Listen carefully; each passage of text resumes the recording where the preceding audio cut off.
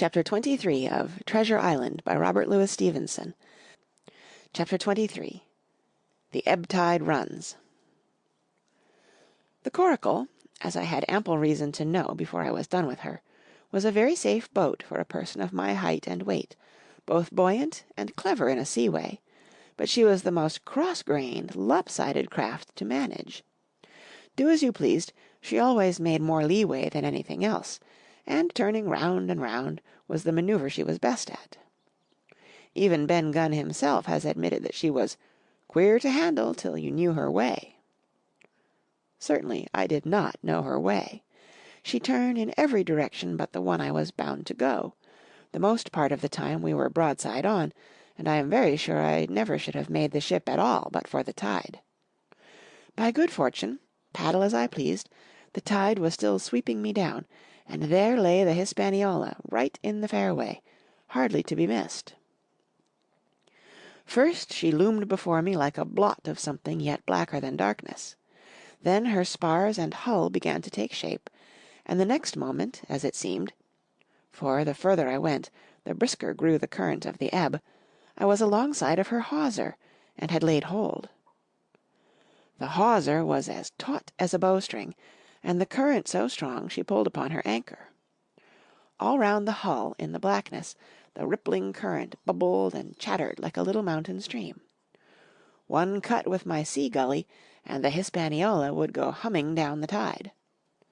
So far so good, but it next occurred to my recollection that a taut hawser, suddenly cut, is a thing as dangerous as a kicking horse. 10 to 1, if I were so foolhardy as to cut the Hispaniola from her anchor, I and the Coracle would be knocked clean out of the water. This brought me to a full stop, and if fortune had not again particularly favoured me, I should have had to abandon my design. But the light airs which had been blowing from the south-east and south had hauled round after nightfall into the south-west.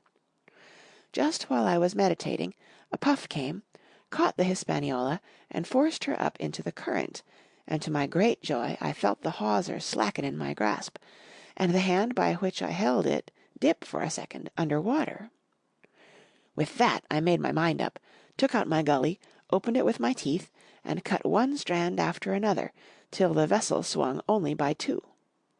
Then I lay quiet, waiting to sever these last when the strain should be once more lightened by a breath of wind. All this time I had heard the sound of loud voices from the cabin, but, so say truth, my mind had been so entirely taken up with other thoughts that I had scarcely given ear. Now, however, when I had nothing else to do, I began to pay more heed. One I recognized for the coxswain's, Israel Hands, that had been Flint's gunner in former days.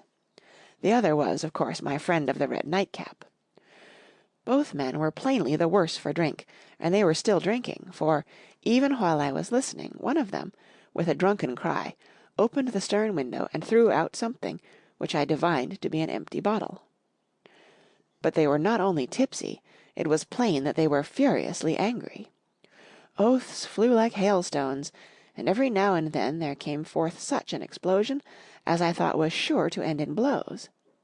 But each time the quarrel passed off, and the voices grumbled lower for a while, until the next crisis came, and, in its turn, passed away without result. On shore I could see the glow of the great camp-fire burning warmly through the shoreside trees. Someone was singing, a dull old droning sailor's song, with a droop and a quaver at the end of every verse, and seemingly no end to it at all but the patience of the singer. I had heard it on the voyage more than once, and remembered these words: "But one man of her crew alive, what put to sea with 75." And I thought it was a ditty rather too dolefully appropriate for a company that had met such cruel losses in the morning. But indeed, from what I saw, all these buccaneers were as callous as the sea they sailed on. At last the breeze came. The schooner sidled and drew nearer in the dark. I felt the hawser slacken once more, and with a good tough effort cut the last fibres through. The breeze had but little action on the Coracle, and I was almost instantly swept against the bows of the Hispaniola. At the same time the schooner began to turn upon her heel, spinning slowly, end for end, across the current. I wrought like a fiend, for I expected every moment to be swamped, and since I found I could not push the coracle directly off, I now shoved straight astern. At length I was clear of my dangerous neighbour, and just as I gave the last impulsion, my hands came across a light cord that was trailing overboard across the stern bulwarks. Instantly I grasped it. Why I should have done so, I can hardly say. It was at first mere instinct, but once I had it in my hands and found it fast, curiosity began to get the upper hand, and I determined I should have one look through the cabin window. I pulled in hand over hand on the cord, and, when I judged myself near enough, rose at infinite risk to about half my height, and thus commanded the roof and a slice of the interior of the cabin. By this time the schooner and her little consort were gliding pretty swiftly through the water.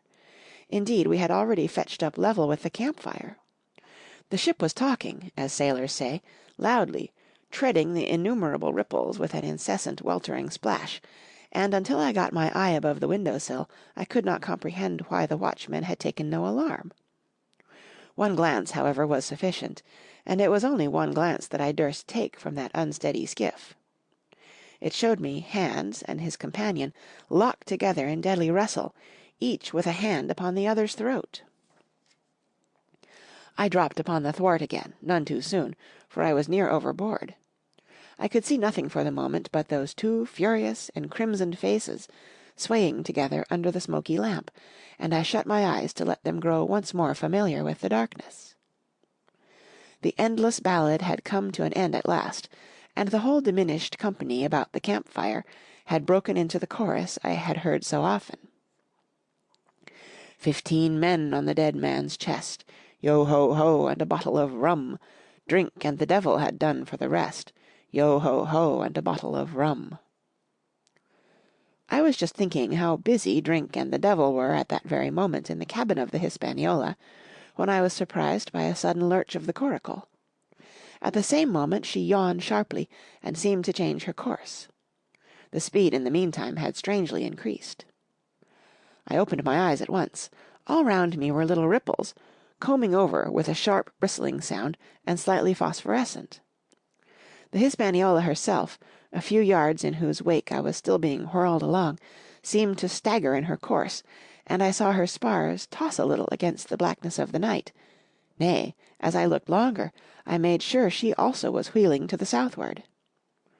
I glanced over my shoulder, and my heart jumped against my ribs. There, right behind me, was the glow of the campfire. The current had turned at right angles, sweeping round along it with the tall schooner and the little dancing coracle. Ever quickening, ever bubbling higher, ever muttering louder, it went spinning through the narrows for the open sea. Suddenly the schooner in front of me gave a violent yaw, turning perhaps through 20 degrees, and almost at the same moment one shout followed another from on board. I could hear feet pounding on the companion ladder, and I knew that the two drunkards had at last been interrupted in their quarrel, and awakened to a sense of their disaster. I lay down flat in the bottom of that wretched skiff, and devoutly recommended my spirit to its Maker. At the end of the straits, I made sure we must fall into some bar of raging breakers, where all my troubles would be ended speedily, and though I could, perhaps, bear to die, I could not bear to look upon my fate as it approached. So I must have lain for hours, continually beaten to and fro upon the billows, now and again wetted with flying sprays, and never ceasing to expect death at the next plunge.